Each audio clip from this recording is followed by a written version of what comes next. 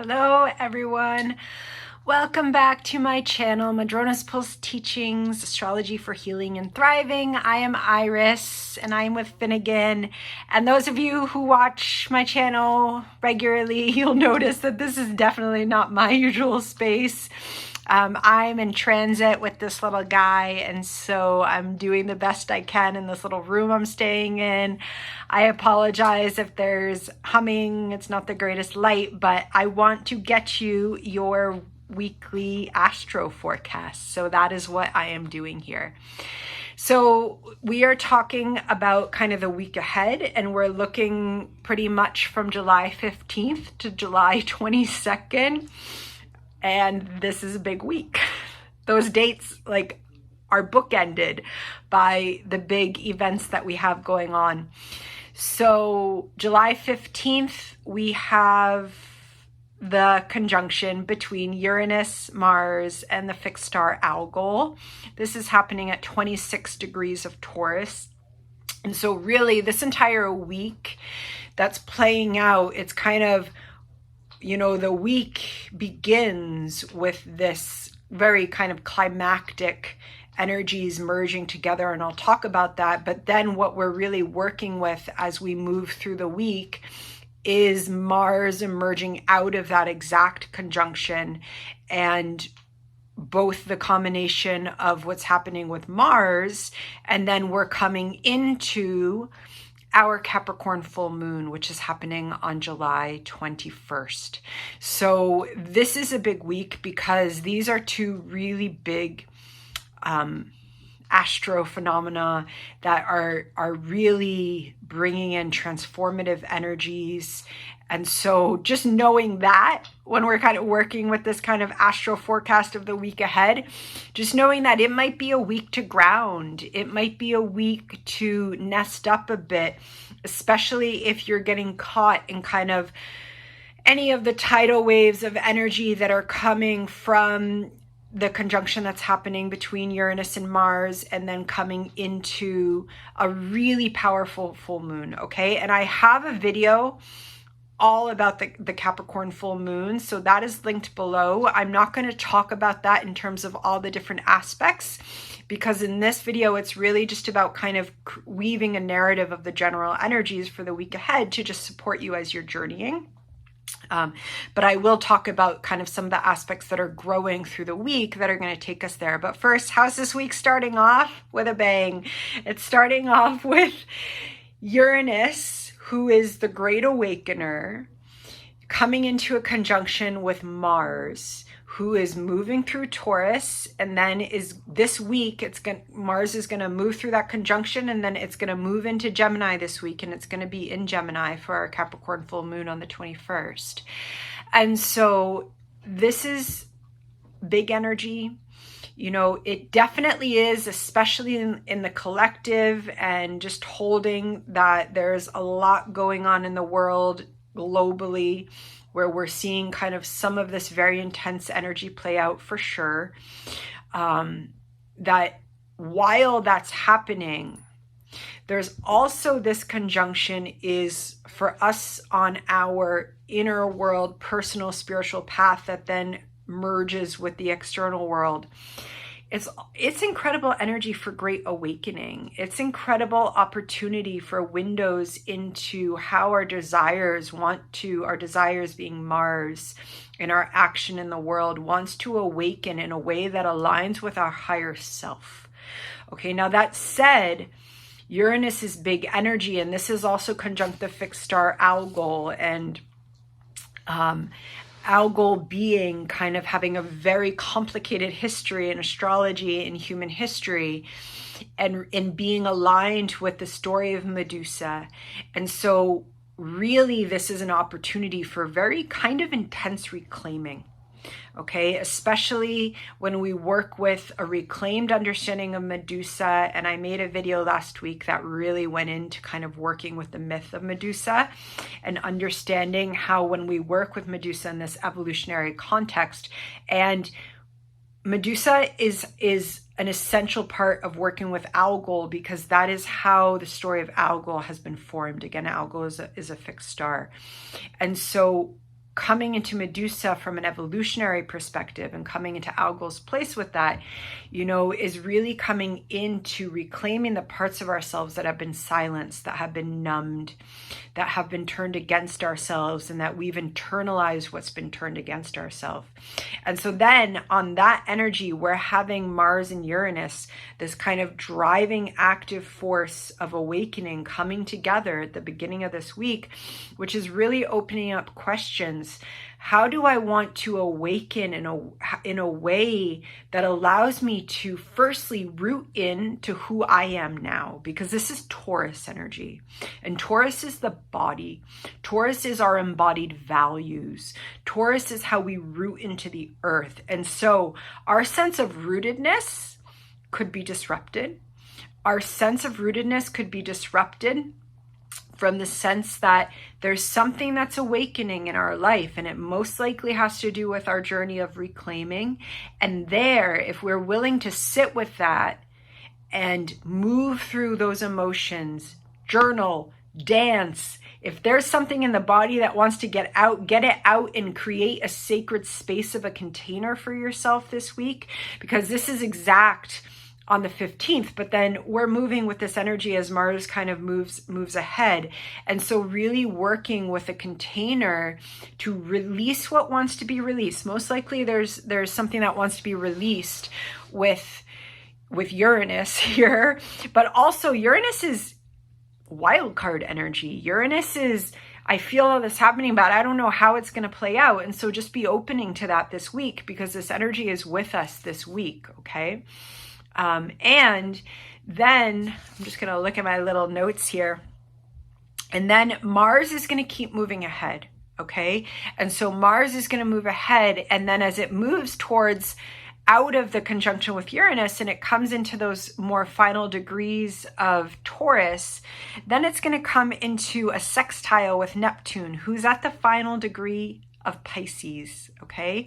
And that Neptune is also going to be active with our Cancer sun, especially on the full moon on the 21st, because the sun is going to be trining that Neptune.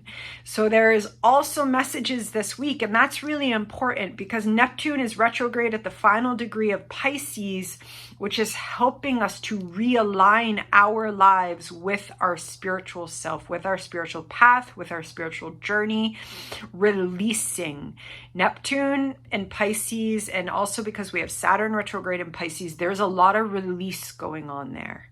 Releasing so that we can make space for the future that's coming in 2025 and 2026. And that is a big radical future.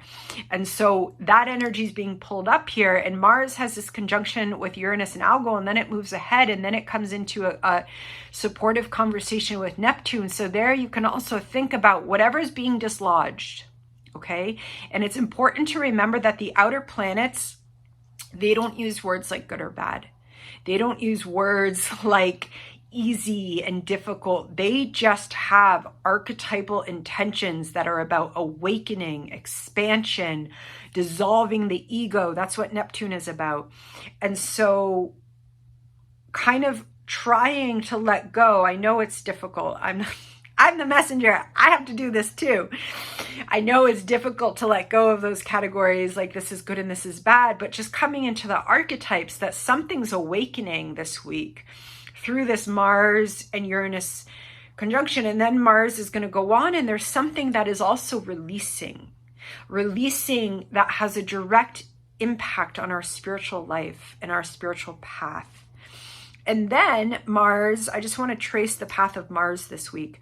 And then Mars moves into Gemini, okay? And it comes into the air sign of Gemini. And as it does that, Mars conjuncts Sedna. Mars conjuncts Sedna, who is a galactic energy, also about reclaiming, also about transformation.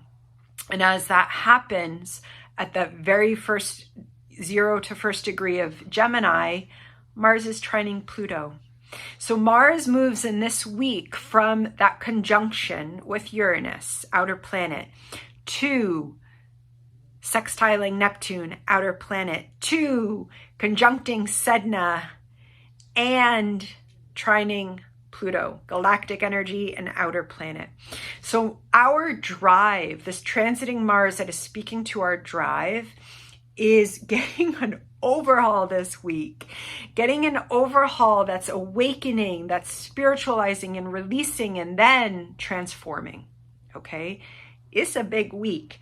And then as we have that, we also have the energy building, and that trajectory of Mars is building into what's going to be our Capricorn full moon, which is very powerful because partly that Capricorn full moon is at 29 degrees of Capricorn. The sun is at 29 degrees of Cancer, and this is on the 21st, so coming to the end of this week ahead.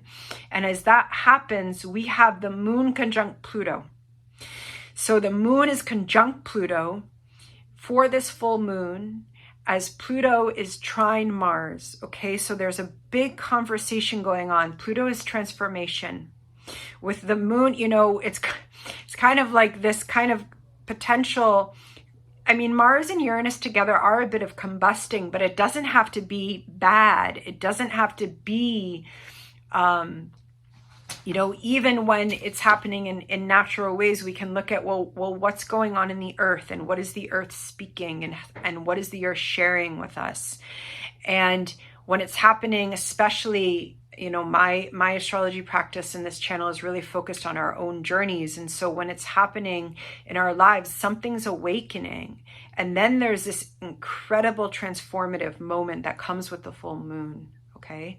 And for that full moon, you know, something's being illuminated in that Capricorn 29th degree part of our chart. So you want to look at that if you do such things and see where 29 degrees of Capricorn is. You probably know, because that's the magic degree for Pluto, who is coming back to that point this fall. Okay, this fall in the northern hemisphere, or spring if you're in the southern hemisphere, in September and October. And so it's deeply transformative. And the moon being conjunct Pluto, that is also tender. Okay, that can also bring up, it can unearth a lot. And so again, wanting to release, because as that full moon happens, the sun is at 29 degrees of Cancer. The sun is trining Neptune. Okay, so the sun is in this incredible trine for that full moon with Neptune, who is in a state of great release with all of us, collectively and individually. And that release is happening at the same time that Pluto is conjunct Pluto. And so there's just a lot of transformative energy going on. And then the next day, the sun is going to move on, and it's going to move, and we're going to be in Leo season. And then what do you know? When the sun moves into Leo season, what happens? It's opposite Pluto. Okay, so then the sun is opposite Pluto, and this is a lot of energy. So in the past few weeks, we've had Mercury make this transition from that trine to Neptune at the final degree of Cancer, and then come into Leo, and it's opposite Pluto. And then we just had Venus do this, and now we're having the sun do it. And so the sun, this is, you know, it's kind of like there's this release that happens as the sun is in that full moon position on the 21st, and it's trining Neptune, and then it moves into Leo the next day. And that's when something in identity wants to be transformed, potentially radically. Okay, and it can happen because it's had that release with Neptune. And this is such big energy that it doesn't have to all make sense. That said, while all of this is going on, we also have Mercury in Leo squaring Uranus. Okay, so there might be information coming in. There might be downloads coming in that are helping us to understand our heart energy and helping us to understand how desire is being activated in a new way. Desire is being activated in a whole new way because through a full moon that's at 29 degrees of Cancer and Capricorn, the sun is trining Neptune, and then it moves into an opposition with Pluto as it moves into Leo, which is a desire that wants to be transformed so that it can be about our actual, legit heart space, heart-centered life, not what we've been taught we're supposed to do. All of that is breaking down. that is breaking down in the collective. That is all about Pluto's journey through Capricorn and what's coming up in September and October. We're getting insights into that breakdown with this full moon. And so there is quite a bit of breakdown, but there's breakthrough, there's breakdown, and then there's also information coming about the growth and the evolution that is happening as we move through all of this intense energy. But all of that said, it is intense energy. It is an intense week that we kind of have lined up. Also, one other little bit is that Venus is going to, who's in Leo, is going to trine the North Node. That is going to be on the 18th and 19th. So coming up to the full moon, Venus will be trine the North Node, and it'll be sextile the South Node. That's a really lovely energy for that desire. Because we're having so much of this Leo energy activated, but desire that's around our values that support our sacred self, because the North Node in Aries is all about helping us to come into our sacred self so that we can heal wounds to our selfhood that are really have been kind of keeping us down from what our soul is here to experience as this kind of raw primal energy, because we all got raw primal energy in us, because we all got Aries in us. And so that wants to kind of trine into that heart-centered Venus, who's relearning some values as she journeys through this Leo, remembering that last summer she had a major journey of relearning values around self-love and passion, because she had her underworld journey in Leo last summer.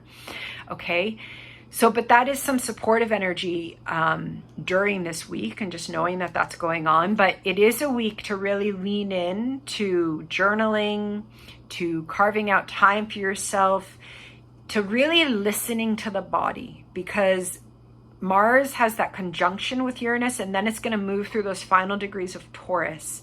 And so Taurus is the body. And really paying attention, do I want to move quickly or do I want to move slowly? Maybe I feel like I'm supposed to move quickly. At some points I might need to move quickly because there's some intense energy, but then also wanting to do the practices that help us connect breath. I got the breath before I said the word. To body. That can be a slow yin yoga practice. That can just be walking slowly, whether it's a meditation or not. And grounding the nervous system, because Uranus is our nervous system and it's conjuncting Mars and Algol. So whatever that is, being in nature, all of these practices that support us being in nature, taking baths, walking barefoot on the earth, that could be really, really, really lovely this week, especially on the 15th and the 16th coming out of that. But then also, just do it the whole week, because then Mars is going to be opposite Pluto. So that's going to be really grounding there too. Okay. Literally, if you're feeling anxious, laying on the earth, that can be something that supports just, whatever Finnegan's doing there, just chilling out and relaxing. Look, we've got Finnegan on one side, and then we've got Finnegan's pound puppy on the other side. That's his favorite toy that travels with him. Just having that as the vision that I'm going to leave you with. You might need to do that. Have your little stuffy and your pillows and lie when you can, but also actively releasing. This energy is about release. It's about breakthrough. Sometimes things do have to break down to break through, and that's what the outer planets are really helpful with, because our egos, we get really attached to those things that we have, and then the outer planets come and they're like, sweetie, this is not a life for that attachment.